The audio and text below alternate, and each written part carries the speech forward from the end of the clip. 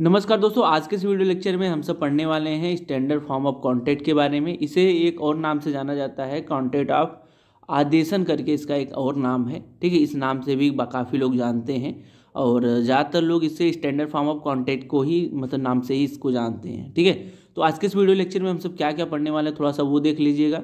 आज के इस वीडियो लेक्चर में हम सब पढ़ेंगे स्टैंडर्ड फॉर्म ऑफ कॉन्ट्रैक्ट क्या होता है, कुछ इंपॉर्टेंट पॉइंट जैसे कि जो आपको जानना चाहिए स्टैंडर्ड फॉर्म ऑफ कॉन्ट्रैक्ट को लेकर के।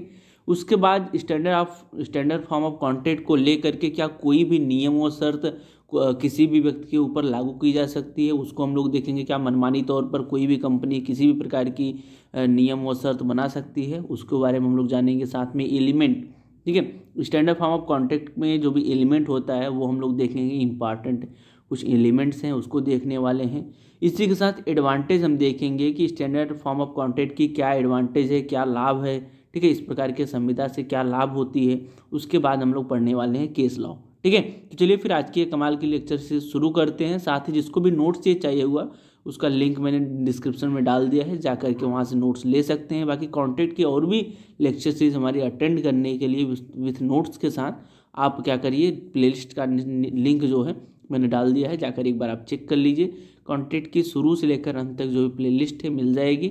और इसी के साथ टॉट की भी प्लेलिस्ट मैं डाल दिया हूँ, टॉट की भी वीडियो जिसको देखनी है वो देख सकते हैं। तो चलिए जान लेते हैं standard of form of contract क्या होता है और क्या इसके इंपॉर्टेंस है, और इसी के साथ जो मैंने आपको पॉइंट बताया वो सब। चलिए फिर शुरू। सब्सक्राइब करें ओमकार BLLB यूट्यूब चैनल को और इस बेल आइकन पर क्लिक करके ऑल वीडियोज वाला ऑप्शन आप सेलेक्ट कर लीजिए, ताकि आपको कमाल की एजुकेशनल और हेल्पफुल वीडियो का नोटिफिकेशन हमेशा मिलता है। तो दोस्तों चलिए सबसे पहले जान लेते हैं भाई स्टैंडर्ड फॉर्म ऑफ कॉन्ट्रैक्ट क्या होता है। ठीक है, तो यहाँ पर मैंने लिख दिया कि भाई स्टैंडर्ड फॉर्म ऑफ कॉन्ट्रैक्ट क्या चीज़ है। यह जो स्टैंडर्ड फॉर्म ऑफ कॉन्ट्रैक्ट है यह कॉन्ट्रैक्ट का आधुनिकतम रूप है। ठीक है, मॉडर्न स्वरूप आप कह सकते हैं इस प्रकार की चीज़ों को।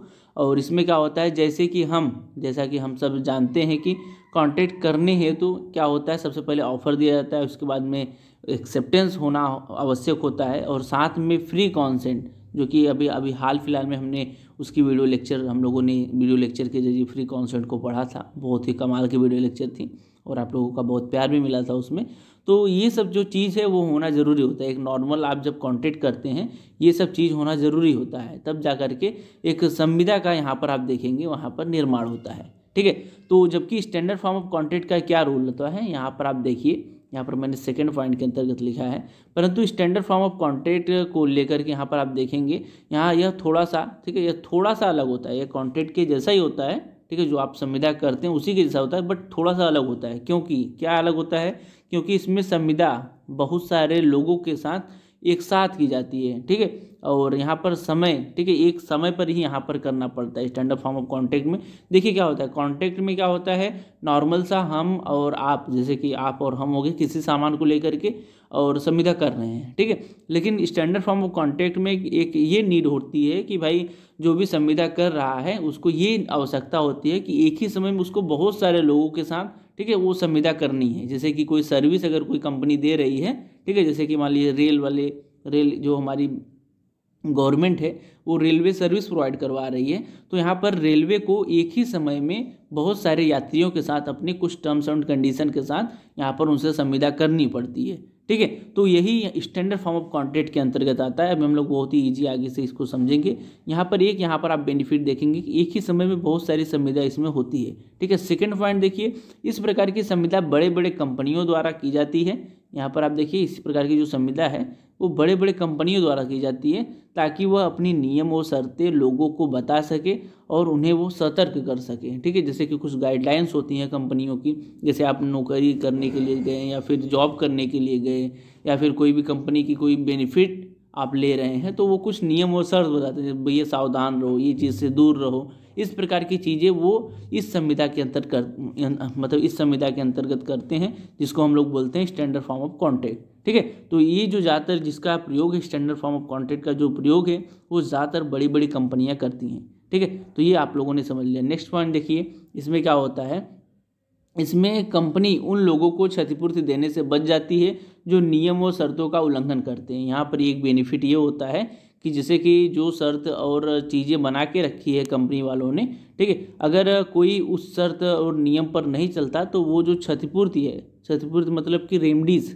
कि कोई कोई काम करने से किसी को हानि हो गई तो वो क्षतिपूर्ति यहाँ पर वो देने से बच जाती है। क्योंकि वो बोल देगी भाई मैंने तो नियम और शर्तों के तहत मैंने आपको पहले ही बता दिया, आप उल्लंघन करेंगे, ठीक है, तो यहाँ पर आपको क्षतिपूर्ति नहीं मिलेगा। जैसे कि रेलवे कहता है कि अपनी सीट पर बैठ कर ट्रेवल कीजिए, बहुत सारे लोग खिड़की पे या फिर दरवाजे पे लटक के चलते हैं, तो उन लोगों को वो क्षतिपूर्ति थोड़ी नहीं देगा, ठीक है। आप इस प्रकार के काम करेंगे, स्टंट करेंगे तो वो क्षतिपूर्ति नहीं देगा। तो जैसे कि एक छोटा सा एग्जांपल देख लीजिए, रेलवे का बहुत ज़्यादा फेमस है, बाकी कंपनियों का तो आप भी देख सकते हैं। जैसे कि यहाँ पर मैंने लिख दिया है, रेलवे के टिकट के पीछे उसकी नियम व शर्त लिखी होती है, ठीक है, और जिसे जिसे ट्रेन में सफ़र करते समय मानना ही पड़ेगा आपको, ठीक है। इस प्रकार की यहाँ पर चीज़ें होती हैं।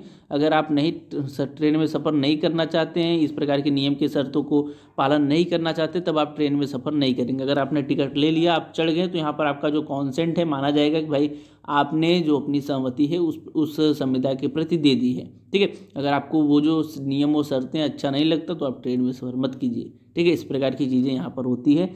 और स्टैंडर्ड फॉर्म ऑफ कॉन्ट्रैक्ट के अंतर्गत ये ध्यान रखिएगा कि यहाँ पर जो संविदा है एक समय में काफ़ी ज़्यादा लोगों के साथ की जा सकती है, ठीक है। और यहाँ पर नेक्स्ट देखिए, यहाँ पर क्या है, यह टिकट संविदा का स्टैंडर्ड फॉर्म ऑफ कॉन्ट्रैक्ट है। इसी प्रकार से बस में, जैसे कि आप इसी प्रकार के बस के टिकट को भी आप लेंगे, ठीक है, तो कहीं आप घूमने जा रहे हैं, ये सब भी चीज़ें, ठीक है, वहाँ पर भी स्टैंडर्ड फॉर्म ऑफ कॉन्ट्रैक्ट का यूज किया जाता है, ठीक है। इस प्रकार की चीज़ें होती हैं। और मैंने आपको बताया भाई टिकट उकट लेंगे, उसमें पीछे नियम और शर्तें लिखी होती है, और अभी तक आपने नहीं देखी है टिकट उकट में, तो अब आप नेक्स्ट टाइम जब भी टिकट उकट लीजिएगा तो उसमें देखिएगा कि क्या नियम और शर्तें लिखी गई हैं, और उसी नियम और शर्तों को पालन करते हुए आगे बढ़िएगा, ठीक है। तो चलिए आगे बढ़ते हैं।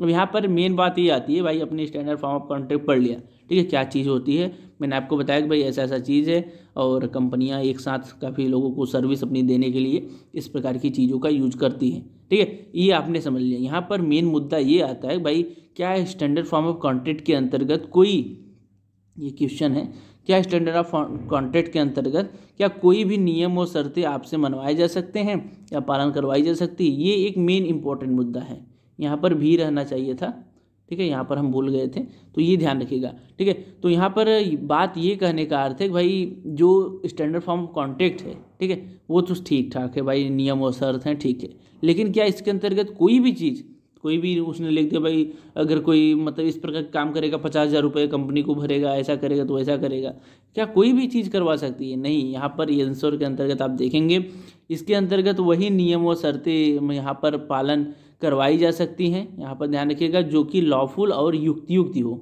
ठीक है, जो कि लॉफुल होना चाहिए और उस कंपनी को लेकर के, उस सर्विस को लेकर के युक्त होना चाहिए। जैसे कि यहाँ पर कुछ आगे नियम भी आपको देखने को मिलेंगे, एलिमेंट्स, जो कि बताएंगे कि भाई कि किस प्रकार के जो भी नियम व शर्तें हैं वो बनाई जा सकती है। यहाँ पर कुल एलिमेंट चार एलिमेंट हैं, आप एक एक करके देख लीजिएगा, ठीक है। फर्स्ट एलिमेंट है कॉन्ट्रेक्चुअल डॉक्यूमेंट होना चाहिए। जो भी आप कॉन्ट्रेक्चुअल मतलब जो भी स्टैंडर्ड फॉर्म ऑफ कॉन्ट्रैक्ट के अंतर्गत जो भी आप नियम एवं शर्त बना रहे हैं, जैसे कि टिकट हो गया, वो एक कॉन्ट्रेक्चुअल डॉक्यूमेंट है, ठीक है, छोटा सा होता है, वो एक कॉन्ट्रेक्चुअल डॉक्यूमेंट है, ठीक है, इस प्रकार की चीज़ें। तो फर्स्ट यहाँ पर नियम और शर्त है, एलिमेंट है कि भाई अगर स्टैंडर्ड फॉर्म ऑफ कॉन्ट्रैक्ट किया जा रहा है तो कोई उसका माध्यम हो, जैसे कि पेपर के पीछे लिखा है या फिर मतलब कि टिकट है, टिकट के पीछे लिखा है, तो वो चीज़ यहाँ पर बोल रहा है, ठीक है, एक डॉक्यूमेंट होना चाहिए। और उसके बाद में मिस रिप्रेजेंटेशन नहीं होना चाहिए, ठीक है। मिस रिप्रेजेंटेशन क्या होता है वो हमने फ्री कॉन्सेंट के अंतर्गत पढ़ा था, और जिसने नहीं देखा था वो देख सकते हैं। बाकी जो 14 है, ठीक है, 14 के अंतर्गत फ्री कॉन्सेंट है, जो हमारा सेक्शन नंबर 14 है, मतलब वो इंडियन कॉन्ट्रैक्ट एक्ट का, उसमें मिस रिप्रेजेंटेशन बताया गया है। तो वही ये ध्रुपदेशन करके इसका नाम है, हिंदी में बोला जाता है। तो पहला है कोई एक कॉन्ट्रेक्चुअल डॉक्यूमेंट होना चाहिए, और यहाँ पर मिस रिप्रेजेंटेशन नहीं होना चाहिए। जैसे कि कोई भी नियम और शर्त बनाया जा रहा है तो यहाँ पर मिस रिप्रेजेंटेशन नहीं होना, कोई गलती उलती नहीं होनी चाहिए, जो भी बात हो वो सही तरीके से मतलब लिखा गया होना चाहिए। ऐसा नहीं हो कि ज़बरदस्ती, जोर ज़बरदस्ती, ये सब चीज़ें नहीं होनी चाहिए, ठीक है। और जो नेक्स्ट है वो है नोटिस या शर्तें इस प्रकार से हो जिसे लोगों द्वारा आसानी से देखा व समझा जा सके, ठीक है, ये ध्यान रखिएगा। जो भी नोटिस लिखा है, जो भी नियम और शर्तें लिखी हैं, वो इस प्रकार से लिखी गई होनी चाहिए जिससे कि कोई भी आदमी देखे या कोई भी बंदा देखे तो वो बहुत ही आसानी से उसको समझ सके, ठीक है, और उसको आसानी से समझ और देख सके। ये भी देखना भी यहाँ पर इम्पोर्टेंट है। देखिए ऐसा नहीं कि छोटे छोटे अक्षर में मतलब कि लिख दिया बहुत ही नीचे और इसी के साथ लोग जब उसको ले रहे हैं तो उनको दिख ही नहीं रहा है, समझ में नहीं आ रहा है, जो प्रिंटिंग हुआ है उस पेपर पे वो सिमट गया है। ये सब चीज़ें नहीं होनी चाहिए। इसी के साथ टर्म्स जो है वो रीजनेबल होना चाहिए, जो कि मैंने आपको बताया लॉफुल होने चाहिए, वही है। देखिए यहाँ पर जो टर्म्स है वो रीजनेबल होनी चाहिए, लॉफुल होनी चाहिए, ये आप यहाँ पर ध्यान रखिएगा। तो फर्स्ट है कॉन्टेक्चुअल डॉक्यूमेंट होना चाहिए, मिस रिप्रेजेंटेशन नहीं होना चाहिए, नोटिस और शर्तें जो भी हैं वो सही से आसानी से, ठीक है, लोग देख सकें ऐसा होना चाहिए, साथ ही समझ सकें, इस प्रकार की होनी चाहिए। साथ में जो टर्म्स एंड कंडीशन है वो रीजनेबल होना चाहिए। जैसे कि कोई बस वाले हैं, ठीक है, बस वाला कोई चीज़ है, वो बस की सर्विस अगर प्रोवाइड कर रहा है तो वो बस को लेकर के कोई नियम और शर्त बना सकता है, ना कि वो ट्रेन को लेकर के नियम और शर्त वहाँ पे ला करके लागू कर सकता है, ठीक है। इस प्रकार की चीज़ें, रीजनेबल चीज़ें यहाँ पर होनी चाहिए। ऐसा मनमानी तौर पर कोई भी चीज़ यहाँ पर नहीं बनाई जा सकती। बात कहने का अर्थ सीधा सीधा यही है। अब बात कर लेते हैं advantage of standard form of contract. अब ये जो कॉन्ट्रैक्ट है इसकी क्या लाभ है, ठीक है, स्टैंडर्ड फॉर्म ऑफ कॉन्ट्रैक्ट की क्या लाभ है उसको थोड़ा सा देखिए। यहाँ पर देखिए लाभ फर्स्ट ये है कि इसके प्रयोग से, ठीक है, एक समय में कई लोगों के साथ, ठीक है, कई लोगों के साथ जो कॉन्ट्रैक्ट है वो डन की जा सकती है, कॉन्ट्रैक्ट की जा सकती है। इसका सबसे बड़ा इसका एडवांटेज यही है। जैसे कि जियो के जो भी मतलब कि जियो के जो भी हेड हैं आप जानते हैं अंबानी जी, वो अंबानी जी जियो का एक मतलब कि कंपनी खोल दिए हैं। उसके साथ ही अब देखिए यहाँ पर हम लोग रिचार्ज कराते हैं, उनके साथ हमारा कॉन्ट्रैक्ट हो जाता है, इतने दिन तक सर्विस देंगे। तो ये जो चीज़ें हैं स्टैंडर्ड फॉर्म ऑफ कॉन्ट्रैक्ट का ही एक स्वरूप है, देखिए ये भी चीज़, ठीक है। और ये बात है कि भाई एक समय में काफ़ी लोगों के साथ फटाफट संविदा की जा सकती है। जैसे कि अभी मेरे को रिचार्ज की ज़रूरत है, मैं रिचार्ज जाके कर लिया, और दूसरे बंदे को ज़रूरत है तो वो भी कर लिया। अब ऐसा नहीं कि वो जा करके अंबानी जी को कहे कि भाई मैं 500 रुपये दे रहा हूँ, मेरे को 3 महीने तक मेरे को वो सर्विस देना, 3 महीने तक मेरा नेट फ्री रखना, ऐसी चीज़ें नहीं होगी। ये स्टैंडर्ड फॉर्म ऑफ कॉन्ट्रैक्ट के अंतर्गत आएगा। नियम और शर्तें वहाँ पर भी दी गई होती हैं। आप देखेंगे जो जियो का साइट है वहाँ पर टर्म्स एंड कंडीशन होती है, सबसे नीचे आप जाएंगे वहाँ पर लिखी गई होती है, हर जगह टर्म्स एंड कंडीशन लगी होती है, आप थोड़ा सा ध्यान रखिएगा, ठीक है। इस प्रकार की चीज़ें आप एडवोकेसी कर रहे हैं तो ये चीज़ें हमेशा ध्यान रखिए कि कोई भी चीज़ है, ठीक है, कोई भी चीज़ आप कोई छोटा छोटा पेपर भी देखिए तो वहाँ पर देखिए कि कहाँ पर चीज़ें लिखी हैं टर्म्स एंड कंडीशन, ठीक है। टर्म्स एंड कंडीशन कहीं कहीं पे लिखा होता है, जैसे कि ऑनलाइन साइट है तो ये सब लिखी होती है, नहीं तो यहाँ पर थोड़ा सा नाम भी थोड़ा सा अपडेट हो गया है, कुछ और भी नाम करके लिखा होता है। इसी के साथ अगर आप मतलब कि ऑफलाइन देख रहे हैं, कोई ऑफलाइन कागज वगज है, उस पर यहाँ पर आप देखेंगे नीचे या बैक साइड में आप देखेंगे वहाँ पर टर्म्स एंड कंडीशन लिखी गई होती है, ये चीज़ें होनी चाहिए, ये चीज़ें हैं, ये जो रिपोर्ट है ऐसा है, ये रिपोर्ट ऐसे यहाँ पर मान्य है, यहाँ पर नहीं है, ये सब भी आपको ध्यान रखनी चाहिए बातें, ठीक है। तो यही बातें हैं। तो फर्स्ट मैंने आपको बताया कि समय का जो है यहाँ पर बचत हो जाती है, काफ़ी लोगों के साथ जो एक ही साथ है वो संविदा की जा सकती है। सेकंड क्या है, हम इसके जरिए अपने शर्तों को लोगों के सामने रख पाते हैं और समय की बर्बादी के बिना, ठीक है, वो हम फटाफट कर सकते हैं और समय की बर्बादी भी नहीं होती है, वो बात सही है। देखिए वही बातें हैं, थोड़ा सा घुमा फिरा के हैं, एग्जाम में लिखने के लिए मैंने आपको बता दिया, ऐसा आप बता सकते हैं भाई इसके जरिए हम एक ही समय में जो अपना टर्म्स एंड कंडीशन है वो सभी लोगों के साथ रख सकते हैं। इसी के साथ एक और बड़ा बेनिफिट है, वो ये है कि भाई एक समय में कई कॉन्ट्रैक्ट किए जा सकते हैं, सभी को शर्तें बताने की यहाँ पर आपको जो समस्या है वो खत्म हो जाती है और एक ही बार आपने बैक साइड में लिख दिया, प्रिंटिंग करवाते गए, जो जो लोग सर्विस आपका लेने आ रहे हैं, ठीक है, वहाँ पर उनको पता चल जाता है और वो अगर उनको मतलब अच्छा लगता है तो वो लेंगे, नहीं अच्छा लगता तो छोड़ के जाएंगे। वही बातें हैं, एक ही समय में काफ़ी लोगों के साथ संविदा की जा सकती है और बार बार सभी लोगों को आपको बताना नहीं होगा भाई ये चीज़ है, ऐसा है, मेरा ये टर्म्स एंड कंडीशन है, ठीक है। ये बातें थोड़ा सा यहाँ पर एक एडवांटेज के तौर पर यहाँ पर देखी जा सकती है, ठीक है। अब बात कर लेते हैं केस लॉ। केस लॉ को भी एग्जाम में लिखना थोड़ा सा इंपॉर्टेंट होता है, तो केस लॉ देखते रहिए तभी तो सभी चीज़ें अच्छे से होंगी। बाकी केस लॉ आप थोड़ा सा अपने बुक से भी देख लीजिएगा, मैं आपको एक केस लॉ बता दे रहा हूँ।